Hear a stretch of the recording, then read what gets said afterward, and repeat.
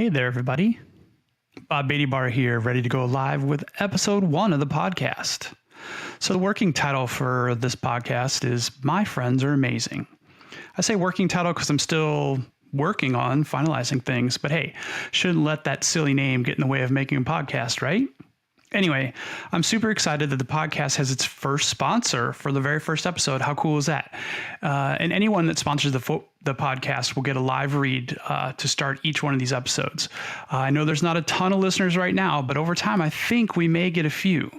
Anyway, if you're interested in being a sponsor of the podcast, reach out to me on Twitter at BootNumlock or send me an email directly,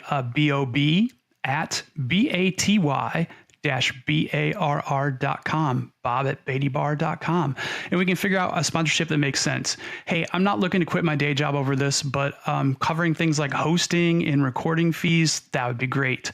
I actually use a Zencaster to record. Shout out to Zencaster. Anyway, let's get on with our first sponsor read. Today, the podcast is brought to you by Social Imposter, reputation management for social networking profiles. I can already hear everybody saying, Bob, what the heck does that even mean? Let me tell you what Social Imposter is. Social Imposter is a customized service utilizing proprietary technology that finds and mitigates removal of fake social network pages on behalf of high-profile brands, actors, athletes, models, musicians, politicians, military officers, business people, members of the clergy, and their management teams. You know what? Since I screwed that up, I'm going to read it again. Social Imposter is a customized service utilizing proprietary technology that finds and mitigates the removal of fake social network pages on behalf of high-profile brands, actors, athletes, models, musicians, politicians, military officers, business people, members of the clergy, and their management teams. Pretty much, if you have a social media profile that you need to be removed because it's a fake, Social Imposter can find it. So huge thanks to Social Imposter for being my first podcast sponsor. And be sure to check them out at socialimposter.com. That's social, SOCIAL, imposter, IMPOSTOR.com. Well, anyway, we have another first today, our first guest. So I met my first guest through our mutual involvement with a little content management system called Umbraco. You'll actually find that I have a lot of friends through my interactions with Umbraco, but this podcast is not about Umbraco. This is about the friends that I've met throughout my life. Anyway, according to Andrew's Instagram bio, if you aren't following him, you really should. J_Andrew_Barta on the Insta, as the kids say. Anyway, on Instagram, his bio says, I believe uncomfortable situations enable growth. Not interested in a 9-to-5. Proving you can make a living working from anywhere on your schedule. Mountains emoji, beers emoji, palm tree emoji. Anyway, I think that creates a great jumping off point for our conversation today. So let's get started. Well, everyone, welcome to episode 1 of the podcast and my guest, Andrew Barta. Okay, I think we are live. I am here with Andrew Barta, and he is my very first guest on this very first episode of this very first podcast. And the reason why I wanted Andrew to come on, well, let's just have Andrew. I just used his Instagram bio. I just stole it. So I'm gonna let Andrew introduce himself and tell us a little bit about who he is and why we're talking today. Go ahead, Andrew. Yeah, absolutely. And I do have to say thanks for having me too, because getting to share this with not just you, but all of your listeners is I'm really excited about it. So thanks for having me on. But essentially, what's going on is I've been cultivating a plan for the last better part of a decade, and it's finally coming to fruition, which is really exciting. But I essentially saw a lot of power in a certain skill set or a lot of autonomy, and what the what the grand vision was to be able to work and travel at the same time, essentially support a lifestyle that you can work from anywhere and on more of your own hours and all of these sort of mindsets. So that's kind of what I'm trying to prove that, and then I've got this grand vision that I'm sure that we'll get into over the course of the podcast. But that's kind of just a quick bio of what's going on. I've spent some time with a few different companies in the past 5 years, and it's all helped me kind of build to where I'm at now. Okay, so that's I don't know, a pretty vague overview. So that's great. So that's kind of what you're doing without really talking about what you're doing yet. So that's great. But like, all right, so you mentioned a bunch of different companies over 5 years. So like, so who are you? How did you get to who you are now? Like, we know Absolutely. We know that you're Andrew, and we know that you're proving some empowered work thing. But so who is Andrew? Let's go back a little earlier.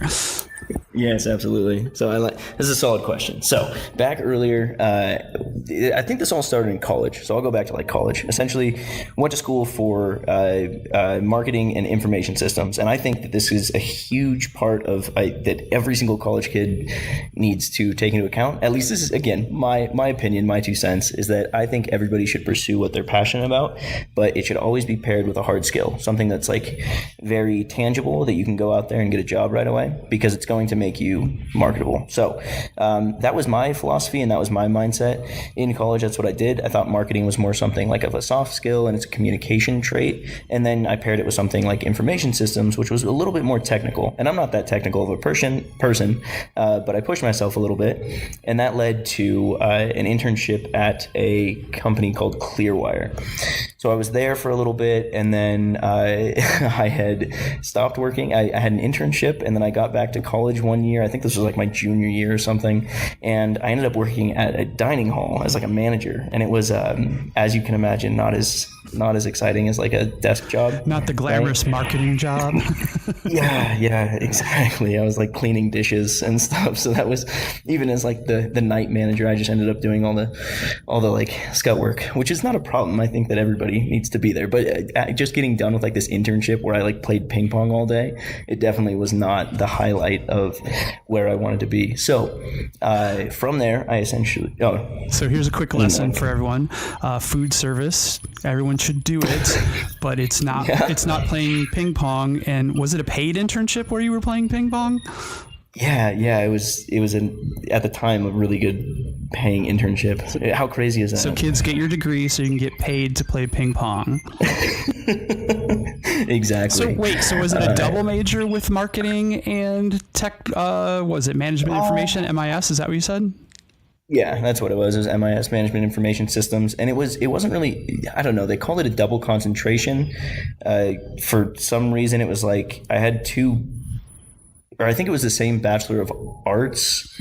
Like the umbrella was just one Bachelor of Arts, but then you normally just have one concentration, and I ended up doing 2 because I was like going through a program too fast, and I wouldn't have had enough credits to graduate or something. So there's a certain amount of, I'll call it luck or like serendipitousness that like went into it.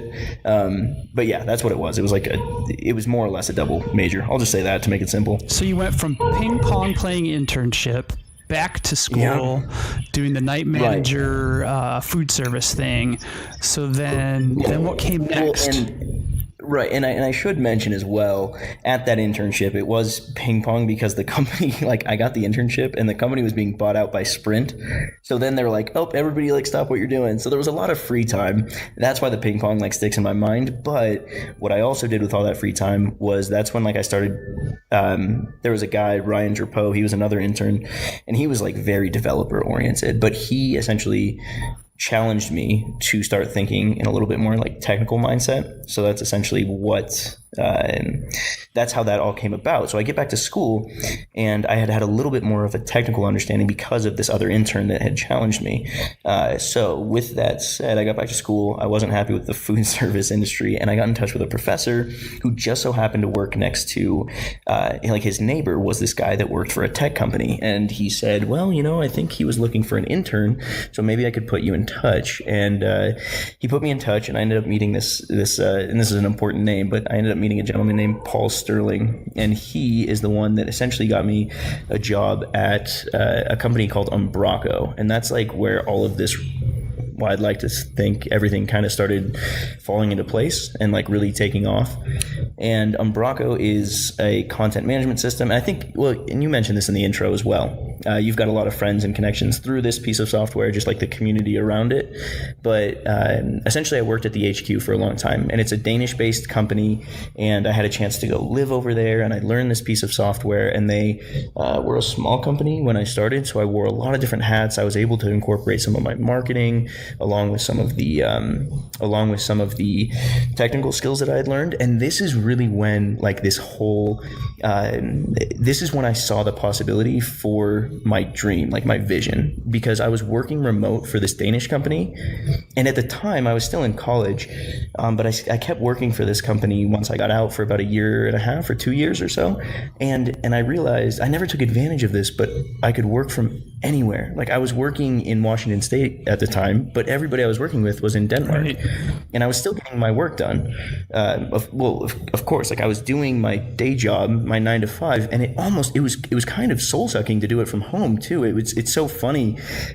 People used to look at me and be like, "Oh, that's so nice that you get to work from home. You're so lucky," and it wasn't that way. It was so funny. I would actually eventually I'd start going into coffee shops, and I would work at coffee shops not from home because I wanted to get out. I wanted to like be able to go focus on what I was doing. And one day I was sitting there and I was just thinking to myself, what I could be at any Starbucks in the world. I could be at any like hotel in the world. I could be anywhere doing the exact same thing that I'm doing 5 miles down the road from my house right now. Why am I not taking advantage of that? So funny. I forget about how compressed your timeline is and how young you actually are. Because I thought there was going to be like all this lead up, and then you're like, and then I was at Umbraco, and I'm like, oh crap, that's right. That was pretty much bang bang college job while you were still there even. So funny. Right. Yeah. I actually started Umbraco while I was still at school, but it really, with that said, like there's a ton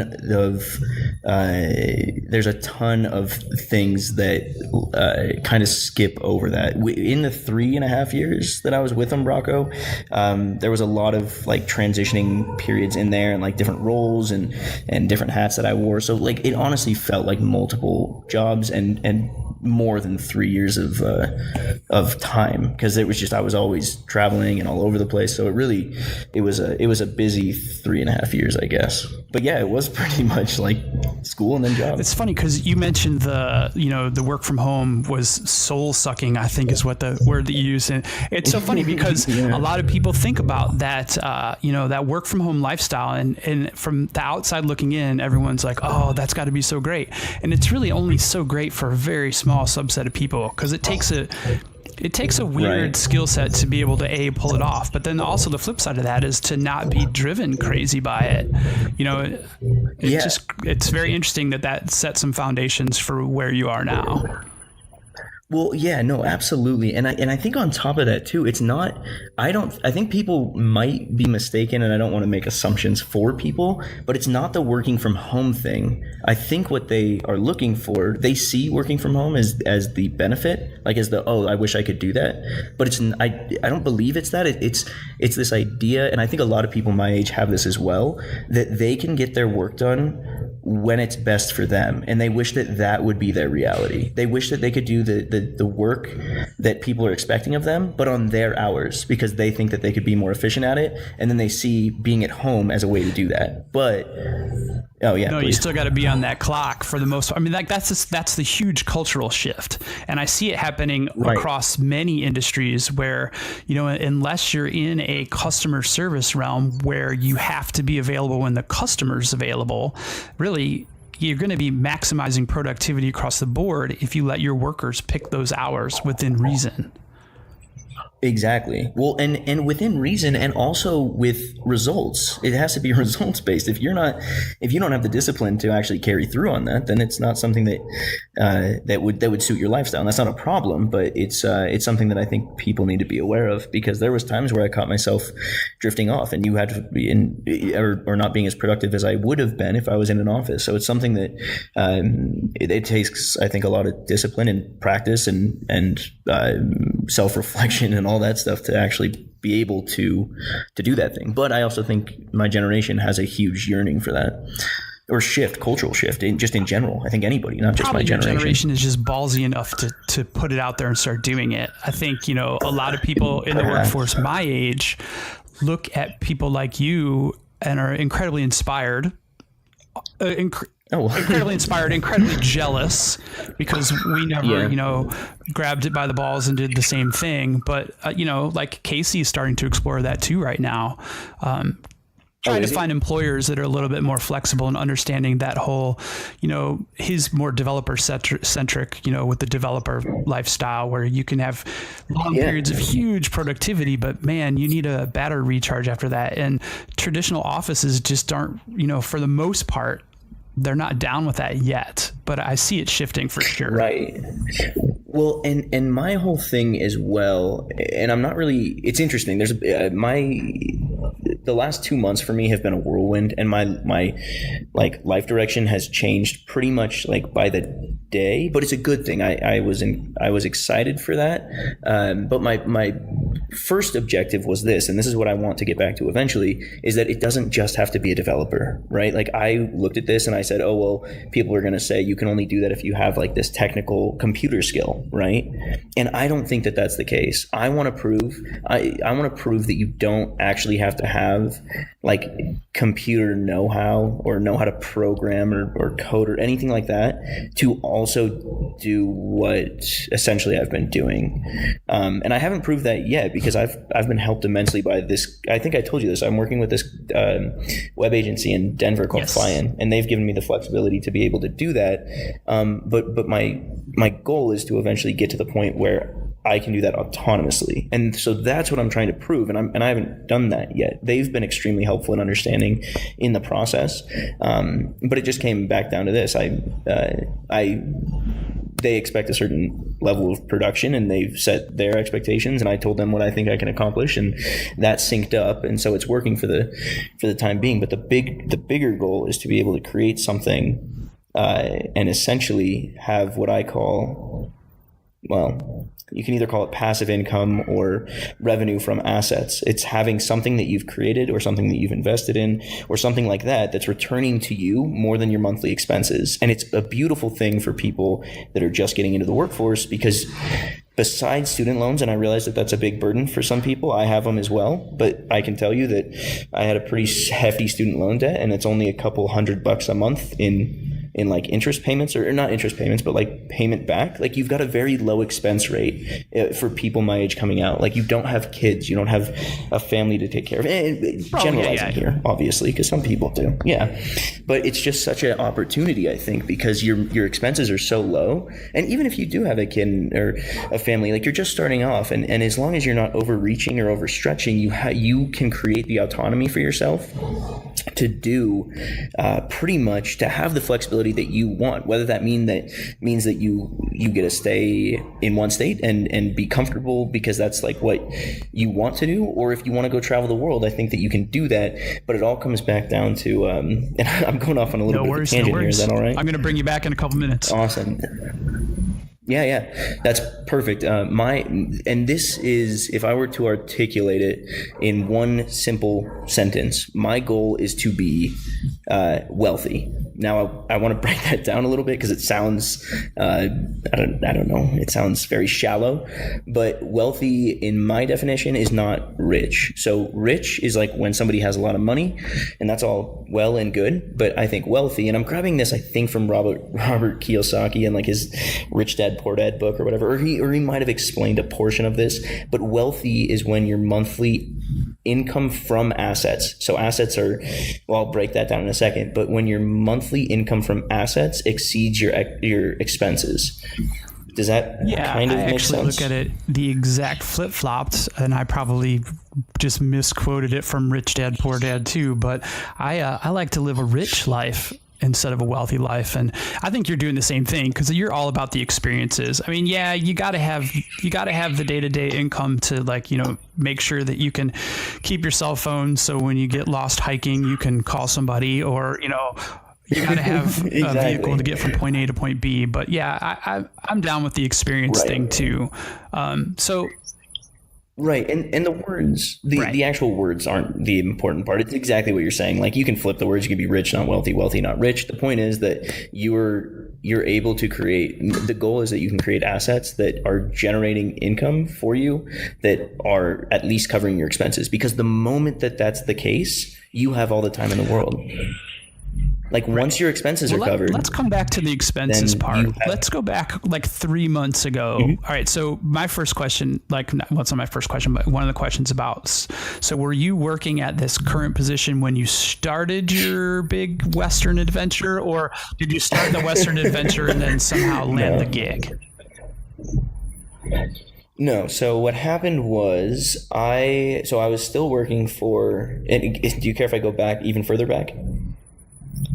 Okay, so going back to Umbraco, the Danish company, and I think I mentioned that I lived over there for a period of time. So the second half of 2016, I went and I lived over in Denmark, and I worked for this Danish company. And what had happened was they asked me, once my 6 months were ending, they had a plan for me to go to New York and do a more sales role. And it was I always say this, it was more than fair of an offer. It was like an amazing opportunity, but it was just the first time that I really thought about it. And for whatever reason, I like New York, but I just wouldn't want to live there. I'm much more like Colorado mountains. Exactly. Yeah, exactly. So I had to turn them down, and it was amicable. Like, they tried to find a win for me, and I tried to, we really worked on a possible solution. But in the end, we just decided that it was a no deal, it just wasn't going to work. So it was amicable. We parted ways, and they actually helped me start up my own company. So I moved back to the States at the start of 2017. I was here from late December, actually, is what it was, I was in Washington State specifically from late December to like June or something, and I was consulting for them. They helped me start up a business. I had other clients as well, but they just said, we need some time to transition you out because, we can't just drop your role, because I still had some trainings that I was giving in the US, and I still had some these video tutorials that I used to make. So they wanted some time to account for that without just dropping me. So again, amicably parted ways. They helped me start up my company. My contract with them essentially ended at the middle of the year 2017, and I had put money aside in my company that I had started up for those 6 months to essentially, and I was pretty frugal in those 6 months that I had just started my company, so I had set aside more or less funding for myself, and I thought that I could create an asset. I keep going back to this idea of an asset, and I thought that I could create one of those in the 2 months that I had given myself of this, what I was calling funding at the time. I was self-funding myself to pursue my own idea. And part of that idea was that I was going to do this from anywhere. So I was going to take an idea, I was going to travel around the country, and then I was going to build out an idea and try to essentially monetize it is the idea. So you were looking at an entrepreneurial model at first. Yeah. Well, and so It still is. It totally still is there. That is the overall goal. I want to if I could spend all of my time building out my own, whether it's a service or an audience, or then there's a lot of different ways that we can get into that you can monetize that sort of thing. But that's what I wanted to spend my time doing. And I had given myself funding for 2 months. And then even a cushion at the end so that, I had time to find a job if it didn't pan out. So that's like what happened. And then people were kind of looking at me funny, and they're like, you don't have a job? And I was like, yes, correct. I'm doing something on my own. I'm going to try to start something. And they said, well, isn't that a bit stressful? And of course it was. And, but things have a way of kind of playing out, or I don't know, it's all about networks, right? And having connections and people that And it just so happens that the night before I left for this big trip, it was it was August 31st, and I was leaving for this trip to travel around the country on September 1st, and I was going to do it for, a few months essentially. And I was just going to kind of nomad it, and I was going to spend my time that I had building out my I'm just going to call them assets at the time. They were essentially, I'll be vague at the moment, but I was trying to build these assets that would generate revenue. And that's what I was going to do until I got a call at like 10 p.m. on August 31st from this guy that has the web development agency down in Denver. And he's like, hey, do you want to do consulting for me?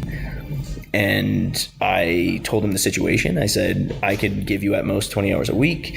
This would like be my rate. And this is like the situation. Would you still want me to be on board?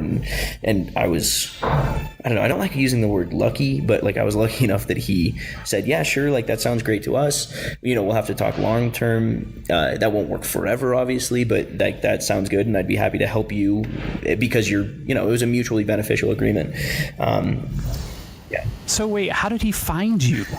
Him and I had met tons of times. I mean, just so in the Embraco community, as you know, I'm just saying this more for the people listening, like you run into the same people like years over years over years.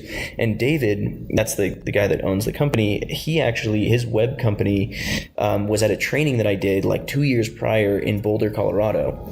And so I had met him there. And even then he was like, all right, so like, what's it going to take to get you to come over? Like when I was working for Embraco. And I was like, oh, so this was a long courtship. Yeah, okay, I gotcha. Yeah. And I was just like, well, I'm happy where I'm at. Like this probably isn't going to happen. And then, a few years go by and I was going to reach out to other agencies that I've met over the years and see if anybody else needed consulting work. But since he had been talking with me for such a long time and he was so I don't know, he was so helpful with essentially what I was doing and okay with that and working with that I ran with it so that's what happened. And it was the night before. I mean, we talked from like 10 p.m. to I don't know, midnight or something on August 31st, and then September 1st I up and left, and then I started working for him from Starbucks and from wherever I could grab a hotspot and different hotels. Like there's a bunch of funny stories in there. But so you're still in Washington at this point, or no, so I'm actually down in Colorado at their office right now. Well, I know that's where you are now, but when he offered on August 31st, yes, where were you August 31st? I was at my parents' house in Seattle, or in Kent, Washington, and I had my whole route mapped out, and I was leaving the next day, and I wasn't going to have any sort of income, and this just kind of rolled along, and it was a comfortable. I couldn't pass it up because I was only going to be working. Yeah, except he did bump me up to 25. He said, I'm going to have you do 25 hours. Like that's the least I can do. Otherwise I'll have to get another developer or whatever role I'm taking on. And I understood that. So I've been doing 25 hours a week, which isn't very much because I can still travel and do what I need to do. All right. So August 31st, yep. You land yourself a job. Yeah. Out the next day. Is that what you're saying? Yeah, the next. So you had a plan? Yeah. So I had a route. I had a whole plan. I had I have a Toyota Tacoma truck, and it's got a rooftop tent on it. And what I had mapped out. Yeah. Okay, wait. Talk more about the. Okay, so obviously when you bought the truck, did it come with the tent? No. So these are all things that you acquired to get ready for this trip. Correct. Yeah. So this was a very intentional, but also very spontaneous decision. And if I'm being honest, and this trip had multiple purposes. I would say the main one was to prove a concept that you can work from anywhere while building something, and then and the idea would be to continue that forever. But I also was moving somewhere else because there was a girl that I was interested in. So okay, because that's got an East Coast flavor to it, right? The girl was in South Carolina. So, are you there? Yeah, cool. Sorry. I wasn't sure if my headset cut off again, but essentially I was going to be taking this trip and then also moving my life. So I had packed up my truck. I was going to live out of my truck. I was also staying with friends and family along the way. So I had this whole this whole route mapped out. And it's I'm going to be I've been video documenting everything. So I'm going to have a video series once I get a little bit more planted of the whole journey, because it's I don't know. I guess it's my story of what's going on. So and I'm able to share that right now, which I really appreciate. But I essentially also have like a video documentary of everything that happened, because it's pretty. Yeah. So we'll get more than the 30 seconds at a chunk from Instagram. Yeah. There's more meat to it. Yeah. There's a lot more meat to it, and there's more to the story. But it was a multifaceted trip. I was going to be building a business on the road, which was like the general concept. I was going to be moving from Washington to South Carolina, and I was also going to be consulting, like to maintain myself. So the consulting was the maintenance. And at the same time, you're looking at all the most beautiful things that the United States has to offer, or at least the West. You were also creating these assets that were going to basically help you maintain without consulting. I'm digging into the assets. I want to know. I thought maybe the truck and the tent and the Instagram account. I thought, like, in my mind, I was like, oh yeah, I see where this is going. He's going to build up like 50,000 Instagram followers. You cut out there for a moment. Could you say it again? I said I felt like I knew where this was all going, like you got the truck and the tent, and you were going to do brand building for the truck and the tent, and you had this Instagram account, and you were going to get 2 bajillion followers, and then sell your Instagram account, and that was going to be your asset. But I'm not right, am I? I mean, kind of. There's an offshoot of that a little bit, but no, that's not the game plan. The Instagram is actually just pretty much for myself right now. That was supposed to be done in a way that I could monetize it, but it's not. Like right now, it's just for fun and to share my thoughts, I guess. But if I was going to do a different Instagram that was going to be it wasn't directly going to be a revenue generator, but it was going to be an audience builder, and the audience. That was the watch one, wasn't it? No, it was gonna be the content that I'm putting up on my personal Instagram, but it was going to be for this brand that I'm creating called Change Enables Growth, and that's the first line that I have on my Instagram that you bioed, or that you introed in my bio.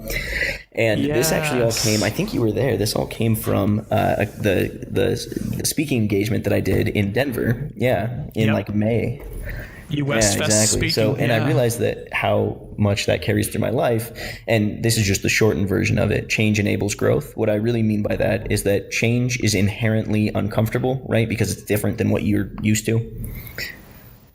So it's really the long portion of this, or the fullness of this, that is like how I'm fervently believing in and like living my life, is that uncomfortable situations enable you to grow. And that's true in every aspect of your life, whether it be like working out and health. You're always uncomfortable when you're running. Your body is constantly telling you to stop. Things are hurting and aching. Literally, to build muscle, you're tearing them apart. Like, that's not a comfortable process. Yep. And so my whole mindset is that uncomfortable situations enable you to grow, and the same is true in work and in learning. Like, you are always the things, like when you're not understanding, when you fail, when you break things, that's when you're getting the most out of an experience, a situation. And I think that you can very quickly get yourself to a much more advanced level the more uncomfortable you are. Most definitely. So, okay, so let's go back to uncomfortable. So you leave on September 1st. You have a route. Right. You have a route. Yep. But the route is going from point A, and then point B is on the far eastern end of the United States. On September 1st, that's the plan, right? Yep, that was the plan. Okay, so then you drive on September 1st. Was there a plan for where you were going to stay the first night? Or is this all part of, I'm uncomfortable from the word go?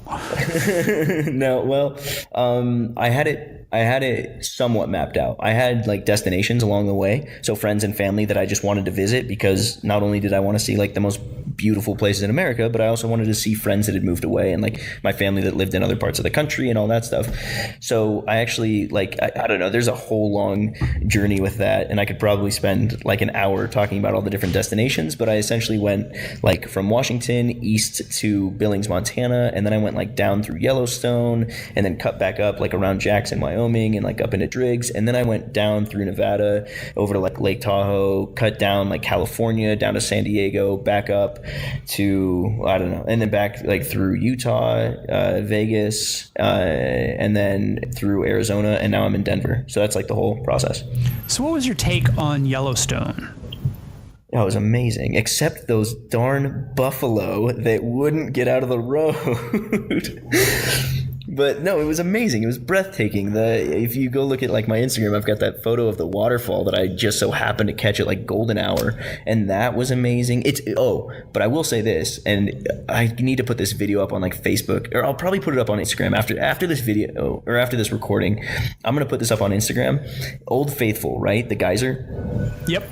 Yeah, so it was beautiful, it's majestic, and if you watch this video, it's like me just filming this Old Faithful going off, and then I pan left and pan right, and I'm just surrounded by people. Yeah, that was our big turnoff from this summer. We went this summer as well, and I liked Yellowstone. I mean, it's definitely one of the craziest places on the planet with, all the molten and the hot springs and the geysers, but man, the people are everywhere. Yeah, it honestly takes away from it. Like I found myself very frustrated at times, like people just stopping in the middle of the road to take pictures of buffalo, and it's just like, I don't mean to sound jaded or anything, because I try to be a really optimistic person, and it's a cool experience, and of course like they want to take a picture, I kind of do too, but it's overflowing. You got to go in the off season to experience it. Well, the part that killed me, I mean, I get it. You never see a buffalo, stop your car, take a picture. Totally cool with that. Yeah. But there's places in there where it's like, hey, don't touch this because it's a bacteria mat that is like, that dates back to like pre anything that we've known. Yeah. And just the number of people that are like, ooh, it feels so slimy, and rubbing their hands on it. And I'm like, ah! Like, don't do that. Yeah, so my family, we were all pretty frustrated with that. We really enjoyed Jackson way more. Oh my gosh, the Tetons. Yeah, the Tetons are amazing. Yeah, so I think that's what I'm going to give advice to anybody that is thinking about going to Yellowstone, and let me know if you agree with this.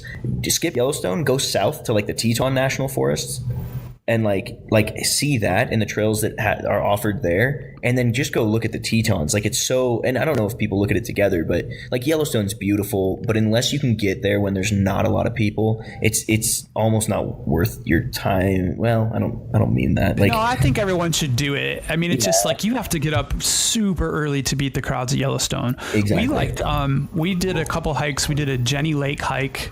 That was in the Tetons, and then we did Mount Washburn, I think it was, which was a pretty good. Yeah, it was a pretty. I mean, it's pretty tall. It wasn't. I mean, it's a really wide, no tree trail kind of thing. But the Jenny Lake hike was really good. I think you stayed at a place where we stayed. It was like right on the edge of a giant like nature preserve. There were cabins and stuff. I feel like you took a picture recently or posted a picture recently from right where that was. And I can't think of. Maybe. I think it's near Jackson Lake, though. Or Signal Lake. Near Signal Lake, I think. I don't know. Who knows? It was a whirlwind. We stayed, we did Yellowstone Under Canvas, which was just outside West Yellowstone. Okay. And that was West Yellowstone. Yeah, but it was glamping. So it was one of those nice canvas tents. Had a king size bed in it, a couple cots, wood burning stove. You guys went all out. Oh yeah, well, with 4 or 5 of us at any given moment, it's not really a tent camper's delight. Wait, and how did you get around? How did you? Oh no, we had a truck. Yeah. No, we didn't. Yeah, we had a car because we were. Did you drive from Chicago? No, we flew into Salt Lake City, and then we drove up from Salt Lake to Yellowstone. Okay. Then came back down to Jackson. We came down to Jackson a couple times. Crazy story with my oldest and his travel plans, but he was coming off of a European tour, so he missed his first flight to Jackson Hole. So we were at West Yellowstone, drove down to Jackson Hole to pick him up, and he missed his flight. So then we had to drive all the way back up to West Yellowstone. And then back down the next day to get them. But we saw a lot of stuff a couple times, so it was really cool. That's rad. But yeah, and not a bad area to like drive through multiple times.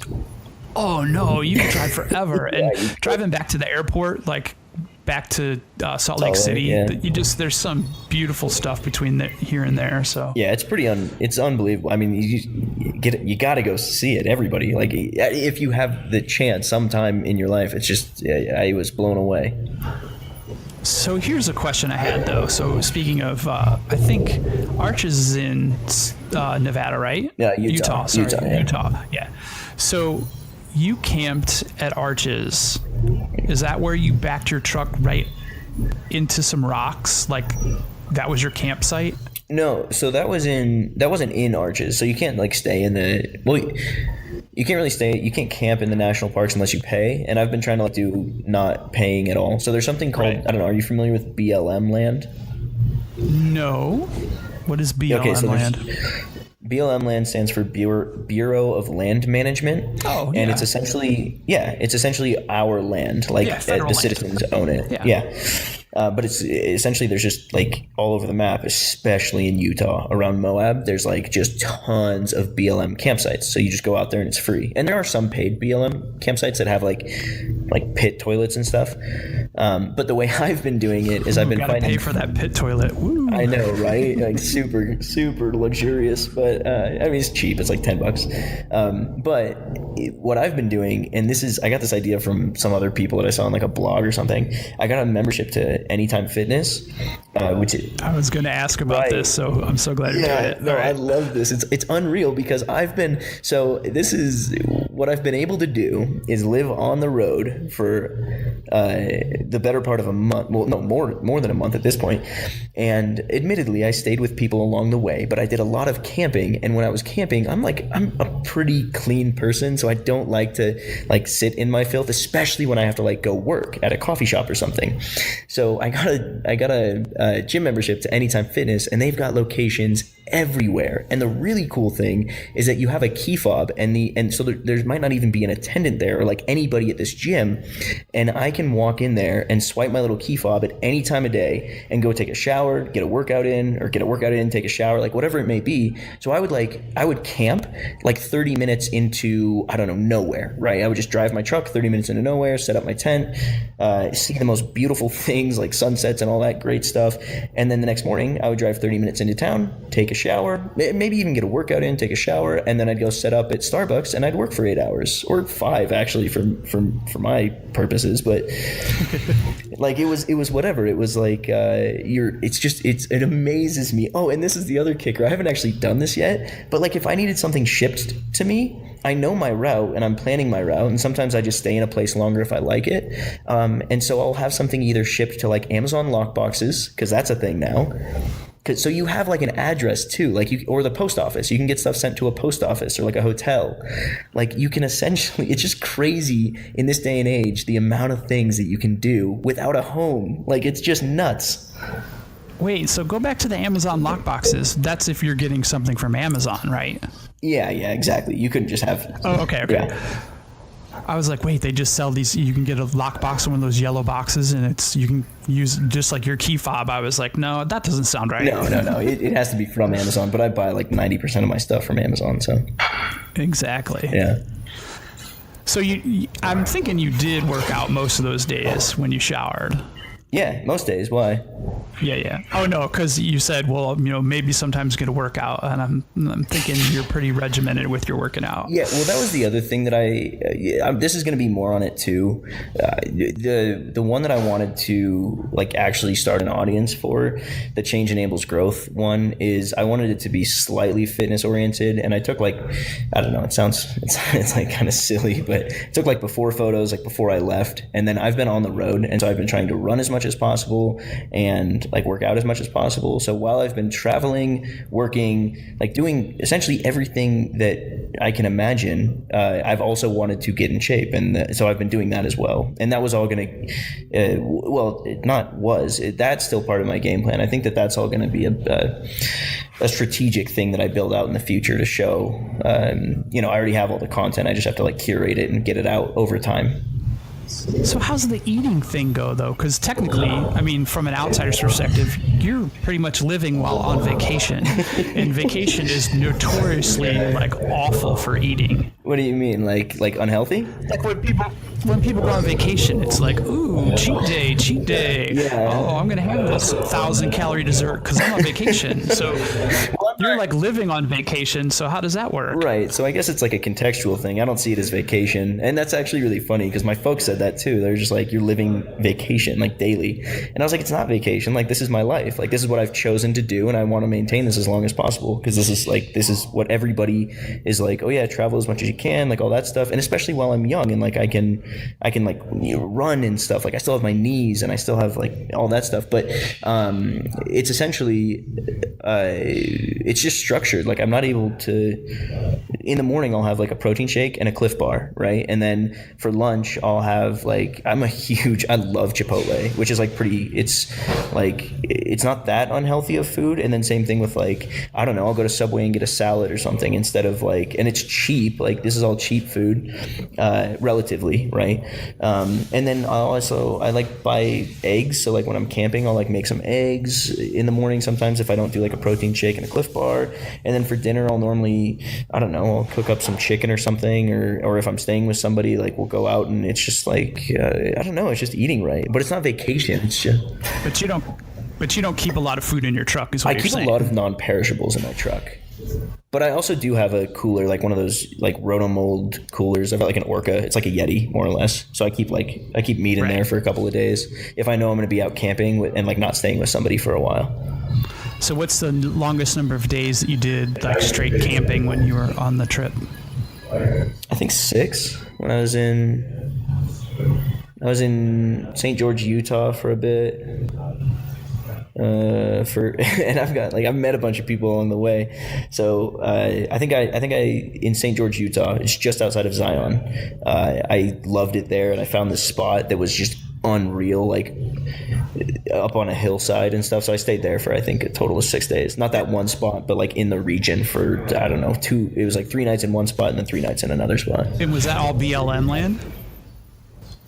Yep, yeah, all of it. Sweet. Didn't pay a dime for any of that. And then it was actually pretty funny. After I got done in Zion, I ended up going to Moab. And the first night I was in Moab, I just got a hotel because it was 6 nights out, and I was just like, I just wanted like a bed and like to walk on the floor without having my feet all dirty, right? Little road weary. Yeah, exactly. And I wasn't staying with anybody until I got to Denver, and I wanted to explore Moab for at least a couple of days. So I was like, I'll get a hotel, and I had points. I didn't spend any, or I think I split it between points and dollars, but essentially it's just like I used points and I got myself a little refreshed, and then I went back to camping for the next 5 days or something. 6 days again, maybe in Moab, yeah. Because Moab, there's a ton to explore between arches and Canyonlands. Yeah, they actually have one of those under canvases at Moab, so I think that's next on our list too. I totally know what you're talking about. I drove past that. It's like Moab under canvas. It's like the title of it. Okay. Yep. I know what you're talking about now. Cool. All right, so you got the camping. You're eating well. So all right, wait. I did have a question about the tent. So so you bought the truck, or did you have the truck? I had the truck, and this is so stupid. I don't know why I did this. I bought a truck. I moved to Denmark last year, right? Right. I bought the truck before I moved to Denmark. Oh. So before I moved to another country, I bought a vehicle. Like, why? I don't know. Well, there's a reasoning behind it. It was a used, so I bought it in 2016, and it was a used 2016 Toyota Tacoma. So it was used, but it had 5,000 miles on it, and the price of it got dropped down like $7,000, and it was like brand new, or it was like $6,000. That was a hyperbole or an exaggeration, but it got dropped down a bunch, and I was just like, you know what? Like, I'm either going to be making payments on my Subaru, which is what I had at the time, or I could make payments on this truck. So I bought the truck, and then I moved away from it for 7 months or whatever, and then came back. Did somebody drive it while you were gone? I had the buddy that was with me and convinced me to buy it, was actually the one that like took care of it, because he had just bought a new Toyota Tundra as well. So he took care of it and washed it, and I think gave it an oil change or something when I was gone. So when did you get the tent? So the tent was it was actually the same buddy that bought this other truck. I was living with him when I got back to the States and when I got back to Washington, and he was really into like this thing called overlanding, which is what that tent lifestyle is, right? Where you put a tent on your truck or SUV or whatever. So he was really into that, and he had the tent. And then we actually were going to go on this big trip down like to, this is before I left, but we were going to go on this big trip down to like all the places I'm just talking about, the Grand Canyon, Arches, Zion, like Bryce, all these things. And that's actually the trip that I went on 2 weeks prior to leaving in September that inspired the rest of this. So it was a 2-week period. Yeah. So, and I rented the tent from another one of his friends. And then before I left, like it just, everything started falling into place. He's like, hey, do you want to buy my tent? And I was like, yeah, sure thing. And then from there, I was like, surprise, I'm also moving. Like I'm going to live out of this for the next 2 months and stuff. And he's like, oh, okay, cool. Like this works out really well. So that's how that all happened. And so then, like, the tent has a platform, obviously, up off the ground. Right, yeah. And then did you have, like a roll mat, or, like, what did you sleep on? Oh, well, the tent has a platform, but it also has, like, a mattress in it. Oh, sweet. Yeah, that's actually where most of the size comes from. So it's just like 2 aluminum sheets that are like stacked on top of each other. And then essentially like imagine, I don't know, like a piece of paper folded in half and then unfold it. And then like there's a mattress sandwiched in between there. So it just unfolds and then you've got a mattress. And it's like crazy. Yeah. And then I put extra foam pads in there too. And it's pretty darn comfortable. And it would sleep too pretty easily?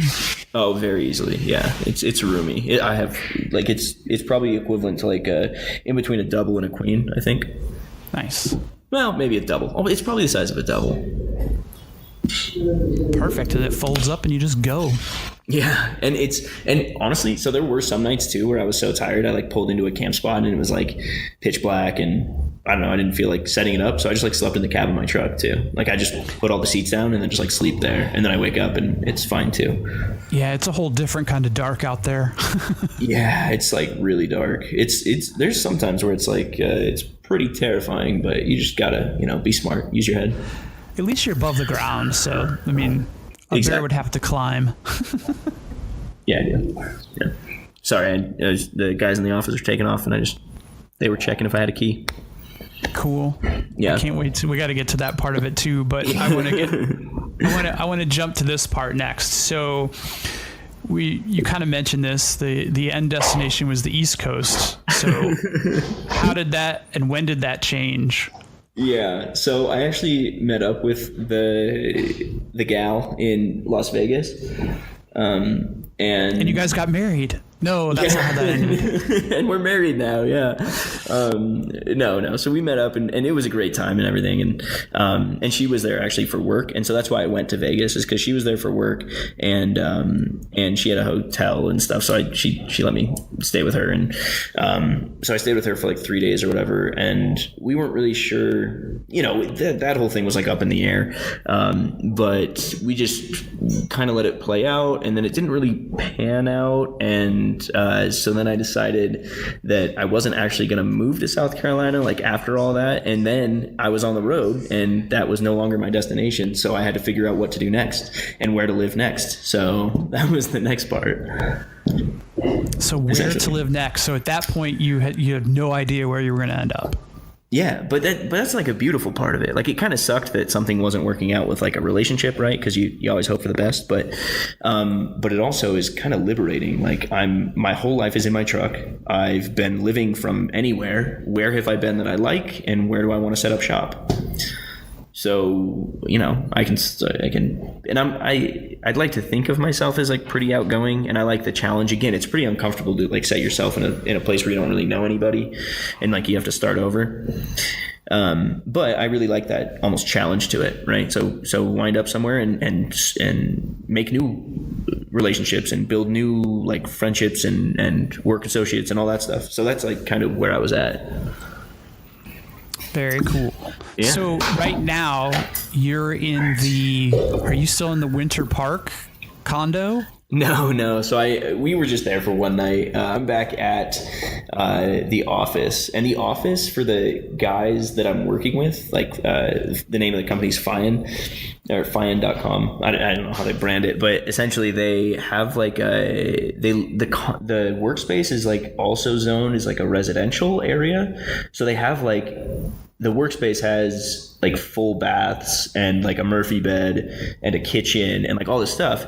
So I could stay here if I wanted to, but I actually have a friend in Denver right now who I've been staying with, and she's a friend from college who works at Lockheed Martin, and she just so happens to have an extra room that she's willing to like rent out to me month by month, and I'm like working with these guys. So anyway, so all this stuff's like literally currently just kind of falling into place, which is exciting. Nice. So it's wins all around because she's getting a renter out of the deal too. So right, exactly. And I don't know if I mentioned this, but I wasn't necessarily going to stay in Denver. And I'm still not. So I'm not. I actually just had to talk with David. David's the guy that owns Fian, but he likes my the vision of what I'm trying to build, and he essentially understands that my priority is autonomy. Like my thing is that I want to be able to work from wherever, whenever, and as long as the results are happening, then that's what we both have agreed is the important part. So I'll be in Denver for the time being, but not forever. So what's next? Where is next? So I'm actually gonna go back up to Washington. Because snowboarding season's coming around. So I'm gonna stay in Denver for snowboarding season. And the guys at this office also have like have you been to their cabin? No, I had to go home, so I didn't go out there. Yeah, well, after US Fest. Yeah, no, and I didn't get a chance then either, and I totally underestimated this place, but it's like right at the foothills of it. Anyway, so they're pretty open about like you can go up there if you want, just like make sure to take good care of it, and if I got a season's pass to this place, like anyway, so I'm ranting at this point, but I'm gonna go back up to Washington, grab all my snowboarding stuff, and then drive back down, stop by and see my family in Driggs, Idaho again, because they work at the ski resort there. It's Targhee Mountain. It's like the backside of Jackson.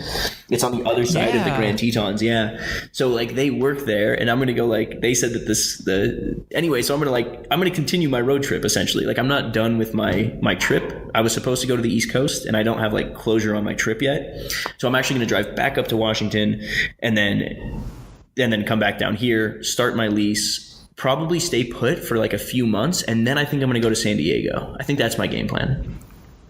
So have you not been to San Diego before, or have you? I have been, and I actually have. So my college roommate's deployed right now, and his wife is over in San Diego, and so they just bought like a house too, and I swung by there, and like Cody, my college roommate, his little sister was down there too. So like I don't know, it's kind of like a second family to me, honestly. But they're down there, and so I was thinking, and she has an extra room, and I'm sure that she would be happy if I went down there and like rented that out from her for a few months. So like I'll probably be in Denver for a few months, and then San Diego for a few months, and then from there I don't know, we'll see what happens.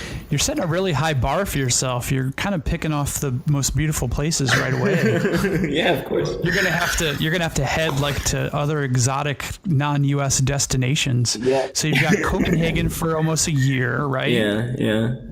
And then you've got Denver, and then San Diego. Mm-hmm. I mean, and then Miami before it falls off into the ocean? Yeah. Or what? I mean, honestly, I've never lived in Florida, and it's beautiful down there, so maybe I'll go work over there for a bit. South Beach is pretty crazy. You'd like it. Yeah. Oh, well, yeah. So anyway, that's all good stuff and exciting, but I'm not really sure beyond those. Those are the two spots that like I know will work just fine. And I'm having conversations with David and the guys at Fian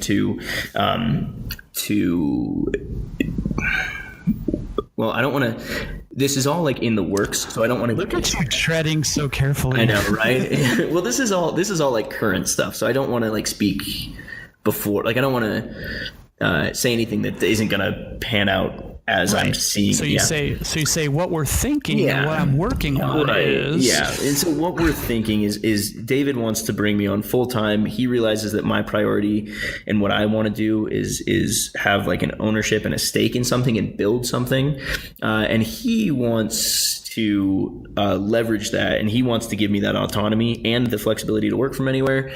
So I'm almost considering merging ideas, but that doesn't mean that I'm going to stop my own idea. So anyway, that's the exciting stuff there.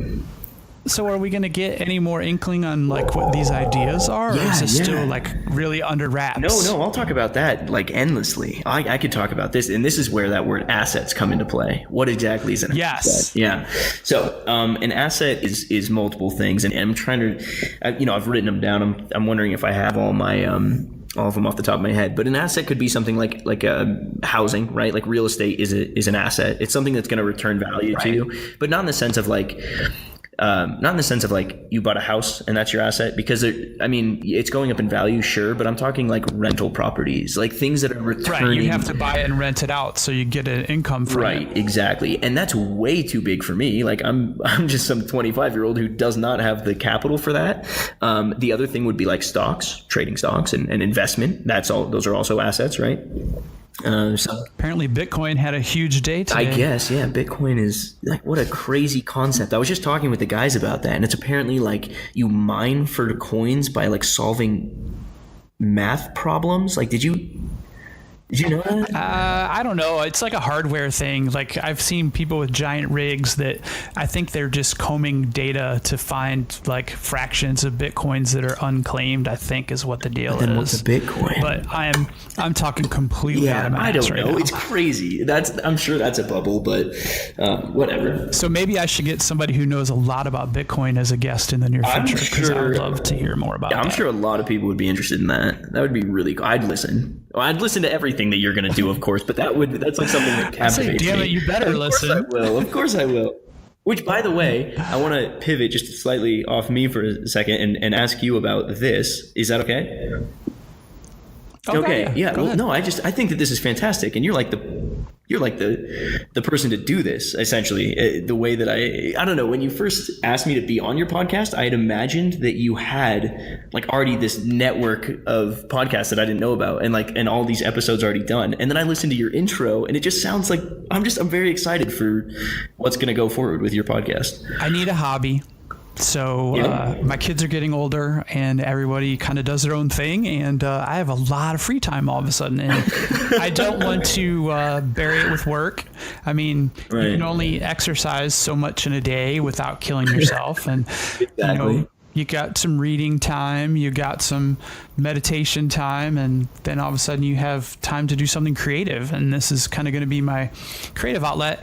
And like, as you know, Warren and Pete and I have played with trying to do this a couple times, and there's some lost audio that I'm sure will make its way to the internet one day, but figured it'd be easier to try to like slate it on my time, pick my guests, and just like in development, one of the hard things about development is naming things, and it's kind of like, what's going to be my thing? What is going to be the content of the podcast? I'm like, I'm really not a content expert in anything, and I was like, but and then I was remembering quotes and stuff like that, and one of them was, your personality is the sum of the, like the 5 closest people to you, or whatever that exact quote is. And I was like, wait a minute, I know a lot of really kick-ass people, and I think they're kick-ass because, fill in the blank. And I'm like, I wonder if other people would find that interesting. And I'm like, so I start cataloging this list, and, just of happenings like in the past 10 days, like you with your exploration and taking on this new thing, and got Kevin Jasweski, who is also trying to explore personal brand building, and just like all the people that you and I have in common that we just know that have done really crazy things, and they've also done other creative things outside of what we know about them.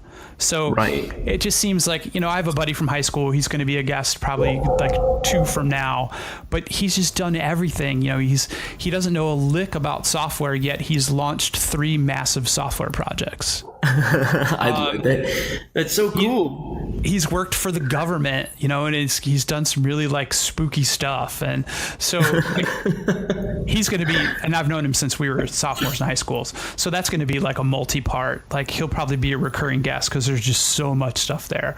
But, just going down the list, I go through my Twitter followers and there's a story behind like every one of my Twitter friends, every one of my real life friends, every one of my high school friends. So, and one of the things, and I'll ask you at the end, like who's one person that that you'd love to hear on the podcast and, kind of tell me why. And I might go seek that person out and be like, hey, Andrew said you'd be cool to talk to, and here's why. Would you come on the podcast? So I look at it this way. I'm going to have a great time talking to people that I already know. I'm going to have an opportunity to possibly meet new great people through this. So, and I get to grow. And it's honestly, it's uncomfortable, asking people to do it. So it's kind of dovetails right back to, you got to be, and I totally believe it too. You have to stretch yourself. You have to put yourself in uncomfortable situations to like get to that next level. Yeah, absolutely. And it doesn't really matter what that level is. Any change that you make, that you initiate, or any change that happens to you that you roll with, you're going to grow from it. Exactly. And I think that's a big part that's missing too, is like, sometimes this change is thrust upon us, and we didn't really talk about any like, sad things or hard, challenging, which I don't think we're going to. I think we're okay there. But, sometimes change is given to you and you got to roll. Yeah. I don't know if you're like what your time frame is, but like I'm more than happy to go into pretty much anything. I'm an open book as much as for the most part, except for like literally current events that I don't know. Yeah. That's okay though. I think there might be some reoccurring guests, and I think instead of like throwing it all on the table and taking like 2 hours of people's time, I think we're probably sitting at just over an hour here. So I think it might be time to ask that question about who do you think would be good to be on here? It could be somebody that we both know. It could be somebody that I don't know. Well, okay. I know that this is like, it's got to be within reason, of course, right? Well, yes, it's not one of those living or dead people kind of thing. Well, but yeah. I mean, it could be a stretch too. I mean, if we could find a 6 degrees of separation or 1 degree, there could be a connection made. Well, it's not even somebody that, does it have to be somebody that you or I know, like personally, or that I just know of? Well, we kind of have to get there. You could do a know of, and we could see what we could do. Well, okay. I think that the person... Throw your know of. It sounds like you have a person in mind, so... Yeah, well, and I didn't... It's going to come out of the blue, because I didn't really, like, mention this guy at all, but his name's Pat Flynn. Have you ever heard of him? Depends on how you spell his last name, and tell me a little more about him, because I do know a Pat Flynn. Well, I don't think... Well, I wouldn't imagine it's this guy. I think you spell it Patflyn. Okay, mine's an INN. Okay, so... Yeah. But no, this is a guy... This is kind of like where these ideas stemmed from. He's one of the guys where these ideas stem from. And he runs like this website called Smart Passive Income. And it's all about these like assets that I'm talking about. And he's pretty big scale, but he's also very personal. And...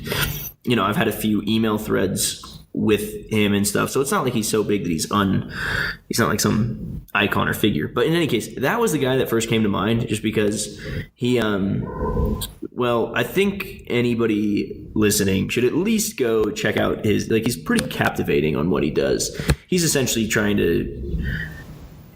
he's proved what I am trying to prove, but more in like mine's more tailored to, I think, honestly, millennials as opposed to his audience. I'm not sure what his audience is, but it's just the whole idea. I'm definitely going to check him out. Yeah. I'm definitely going to check him out. It's pretty cool. So I don't know. That would be amazing. I think that you and him would have just the most riveting conversation. And he does podcasts, and he's the one that got me started on all that.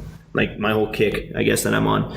So that's maybe one that's a bit of a stretch, but somebody that I think that you should absolutely have on, who I would love to hear and I know is attainable. And I don't know if you've already thought of this person or if you're close with him at all, but Rune Strand over in Denmark. Rune is, he is the most, arguably the kindest person I've ever met in my life. Like the most, like, I'll give you everything that I have if that's what you need. and just one of the all-around best people, and his mindset on everything is he would be a really cool person to hear his perspective on things. And he's got an insane life story too. He's like traveled around it. He like worked in the Middle East for like 2 years, and he worked in like Greenland or something for 2 years. And anyway, he's all right. That's another one for you. He's definitely one that at least it is a much easier intro, but I'm feeling challenged by Pat Flynn now. So maybe I'll see if I get a few more ears, maybe get a few more listeners, maybe he'll be intrigued to do that. Absolutely. All right, so we didn't really get into the assets. Let's focus on that for the next one. So I'm going to ahead and make you commit to do another one of these in a few weeks, maybe give you a couple months. We'll get a snowboard season update. Absolutely. And I was just going to say this: the two assets that I did. Sorry, and I won't drag this on too long. The two assets that I mentioned. Assets that I mentioned are the ones that I am not. That's like those are the one day type assets. Those are I need to build to that. But the beautiful part is that the assets that I'm considering and that I'm talking about are more, they're attainable because they have no startup costs. They have no investment except our time being anybody that wants to do this. And it's not like there's no hour, like it's a totally independent thing. I want to prove that anybody can do it on your own. Right. But you can build this asset, and I'll just give a quick hint. One of those hints has to do with an audience. If you can build an audience, then you can build a revenue stream. I might have to have you on just so I can learn how to take this thing farther. Yeah, it's that's where it gets really interesting, and I'm excited to talk with you about that maybe to a later date. Yeah, no, definitely. Let's set that up for the next one because that gives us a jump off point. That's cool. All right, that's great. That's where I could talk like again forever. So that's where it gets really, really exciting, and that's like kind of those are the ideas that actually started this whole thing, and then everything that we talked about was just like happenstance. Like that's what life kind of offered, and I went with. Well, very cool. So if you had to like just wrap it up for you personally, what would you have to say here? I would say be grateful. Like I'm on that kick right now. Things don't always go, and you kind of touched on this. Things are you either deal with things that come your way or you try to position yourself to make things happen, right? But life just kind of, it just happens around you, and there is like a way to move through a situation, and there's a way to look at things in the bright side, whether it be in your relationships or in your job or anything. Like everybody is capable of making their own like dreams a reality. God, that sounds cliche, but I really mean the fuel for that is to not be pessimistic, to not look at the negatives, but like there is so much positivity even in situations that you first off maybe hurt you. Right. And the thing that what comes to mind right now is like a relationship. When a relationship ends, you can either sulk about it or you can move on, right? And there's bright sides to all that. Like you don't dwell and like pity yourself. Like that you will find energy in looking at all the good things in life. Well, I'll tell you what, you're not going to get any more uncomfortable than the end of a relationship. And by golly, it certainly makes you grow in the end. Exactly. Yeah. But it's the same thing with whether it be work or anything in life. Well, very cool. I think on that, we will tell everyone to look for the bright stuff, and until next time. So, wow, that was pretty great. Thanks to Andrew for coming on out and helping me record my first episode. And a big shout out to socialimposter.com for being our first podcast sponsor. If you've got social media accounts and you're worried about people having fake accounts, socialimposter.com. They're the people you need to reach out to. Thanks again to socialimposter.com.